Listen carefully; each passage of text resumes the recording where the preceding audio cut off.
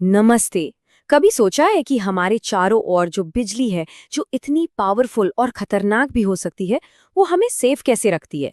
देखिए, ये कोई जादू नहीं है, बल्कि इसके पीछे हैं कुछ बहुत ही मजबूत नियम। आज हम इंडियन इलेक्ट्रिसिटी रूल्स के पीछे के इसी कोड को समझने वाले हैं, जो हमारी दुनिया को सेफ तरीके से रोशन करते हैं। तो सवाल ये उठता है कि आखिर वो क्या चीज़ है जो बत्तियां भी जलाए रखती है और हम सबको सेफ भी रखती है। हर बार जब भी कोई स्विच ऑन होता है ना, तो पर्दे के पीछे एक पूरा का पूरा सेफ्टी सिस्टम काम कर रहा होता है। तो आखिर ये सिस्टम है क्या और ये काम कैसे करता है? तो जैसा मैंने पहले भी कहा, ये कोई मैजिक नहीं है। ये नियमों का एक बहुत ही सोचा समझा सेट है। सेफ्टी कोई इत्तेफाक नहीं होती। ये तो एक जानबूझकर बनाए गए डिजाइन, एकदम सटीक इंजीनियरिंग और बहुत ही सख्त नियमों का नतीजा है। असल में इस पूरे कॉम्प्लेक्स सिस्टम को हम एक बहुत ही सिंपल से शब्द में समझ सकते हैं, RULS, यानी रूल्स। और ये सिर्फ एक शब्द नहीं है, ये उन मेन प्रिंसिपल्स का एक्रोनिम है जो इंडिया में इलेक्ट्रिकल सेफ्टी को पक्का करते हैं। तो चलिए एक एक करके RULS के हर अक्षर का मतलब समझते हैं। रेगुलेशंस, इंस्टॉलेशन, लाइव वर्क और प्रोटेक्शन एंड सेफ्टी। तो सबसे पहले आता है R, यानी रेगुलेशंस। देखिए, कोई भी तार बिछाने से पहले या किसी भी इक्विपमेंट को चालू करने से पहले नियमों का एक मजबूत सेट होता है जो सेफ्टी की नींव रखता है। आप कह सकते हैं कि यही वो बुनियाद है जिस पर पूरा सिस्टम टिका हुआ है। तो आखिर ये इंडियन इलेक्ट्रिसिटी रूल्स हैं क्या? असल में ये बिजली के जनरेशन, ट्रांसमिशन और इस्तेमाल के लिए कानूनी ज़रूरतें हैं, और इनका एक ही सबसे ज़रूरी मकसद है पब्लिक और वर्कर्स दोनों की सेफ्टी को पक्का करना। और हाँ, ये कानूनी तौर पर मानने ही पड़ते हैं। अब एक दिलचस्प सवाल उठता है कि जिम्मेदारी आखिर है किसकी? जवाब है सबकी। सप्लायर से लेकर कंज्यूमर और कॉन्ट्रैक्टर तक हर कोई इसके लिए जिम्मेदार है। ये नियम सिर्फ डिज़ाइन नहीं, बल्कि डिज़ाइन से लेकर मेंटेनेंस तक हर स्टेज को कवर करते हैं। और इन्हें लागू कौन करवाता है? इलेक्ट्रिकल इंस्पेक्टर्स, जिनके पास ऑडिट करने और यहाँ तक कि जुर्माना लगाने का भी अधिकार होता है। चलिए अब RULS के अगले लेटर U पर आते हैं, जिसका मतलब है यूजर इंस्टॉलेशन।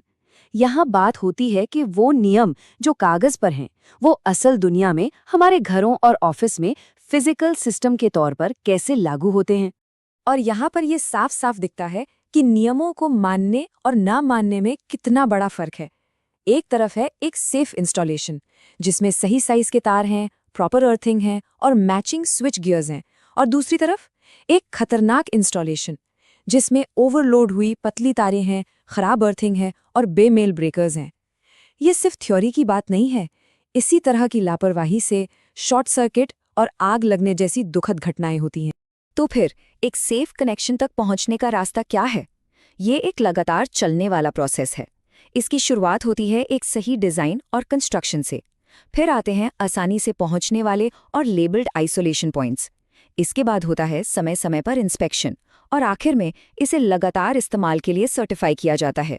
मतलब सेफ्टी कोई एक बार का काम नहीं है, ये तो एक ऑनगोइंग कमिटमेंट है। अब आते हैं L पर, यानी लाइव वर्क। और यहाँ पर मामला थोड़ा सीरियस हो जाता है, क्योंकि हम बात कर रहे हैं चालू बिजली पर काम करने की। ये एक बहुत ही हाई रिस्क वाला काम है, जहाँ गलती की कोई गुंजाइश ही नहीं है। ये कोड सारी बात साफ कर देता है। आमतौर पर लाइव काम करने के लिए मना किया जाता है, जब तक ये बहुत ही ज़्यादा ज़रूरी ना हो और इसके रिस्क का पूरा आंकलन ना कर लिया गया हो। तो मतलब साफ है, चालू बिजली पर काम करना कोई नॉर्मल बात नहीं है, ये एक एक्सेप्शन है और इसे बहुत ही सीरियसली लिया जाता है। तो सवाल ये है कि लाइव सर्किट पर काम कर कौन सकता है?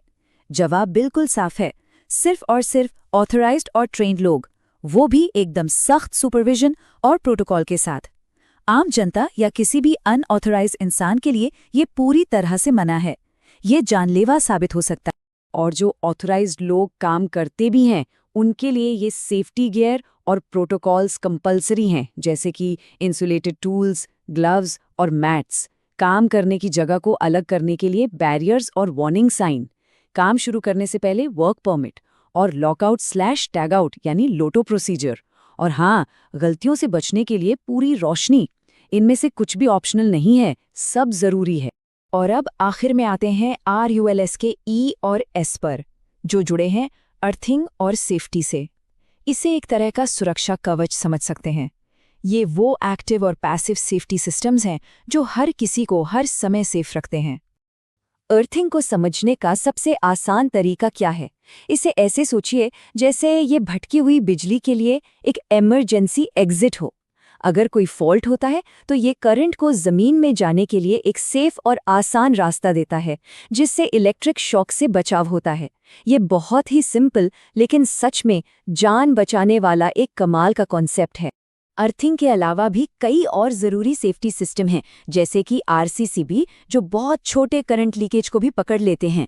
सभी मेटल पार्ट्स की इक्विपोटेंशियल बॉन्डिंग, ताकि वोल्टेज का खतरा ना रहे। लाइटनिंग प्रोटेक्शन सिस्टम, और जाहिर है डेंजर बोर्ड्स, सेफ्टी साइंस और सबस्टेशन और ट्रांसफार्मर के चारों ओर फेंसिंग, ताकि लोग गलती से भी खतरनाक इलाकों से दूर रहें।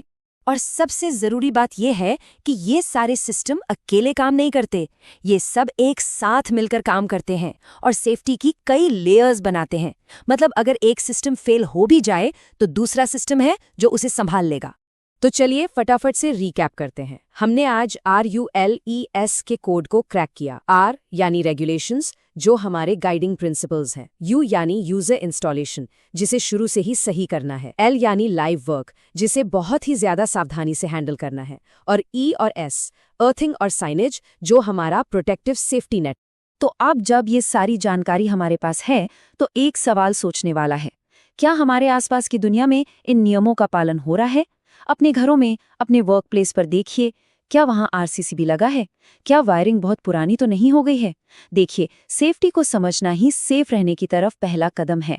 तो अब अपने आसपास के इलेक्ट्रिकल सिस्टम को एक नई नज़र से देखने की कोशिश कीजिए।